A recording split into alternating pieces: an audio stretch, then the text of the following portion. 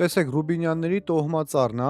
Ռուբեն առաջինն է, առաջին իշխանը Կիլիկյան Հայաստանի, հետո գալիս է նրա որդի Կոստանտին առաջինը, Կոստանտինին հաջորդում է նրա որդի Թորոս առաջինը, հետո Թորոս առաջինի որդի Կոստանտին երկրորդն է շատ կարճ ժամանակում դառնում Կիլիկիայի իշխանը, բայց շատ պատմաբաններ մտածում են, որ այս Կոստանտին երկրորդը ըսկի գոյություն չի ունեցել ու Թորոս առաջինից հետո միանգամից իշխան է դարձել Լևոն առաջինը։ Լևոնը ուներ լիք որդիներ, նրա որդիներից առաջինը Թորոս երկրորդն է դառնում Կիլիկիայի իշխանը, նրա մահից հետո շատ կարճ ժամանակով իշխան է դառնում նրա որդի Ռուբեն երկրորդը, որը երեխա էր ու սպանվում է իր հորեղբայր Մլեհի կողմից, որը դարձել էր մուսուլման ու ընդհանուր դաժան էր ժողովրդի հանդեպ, եւ հետո ինքն էլ է սպանվում։ Ճիշտ է, Մլեհը որդի ուներ, բայց նրա որդի Գրիգորը ապօրինի էր, ու այդ պատճառով հաջորդ իշխան դառնում է նրա մեծ եղբայր Ստեփանի որդի Ռուբեն երրորդը, իսկ Ռուբենին է հաջորդում է Լևոն երկրորդը, ով նաև հայտնի է որպես Լևոն առաջին,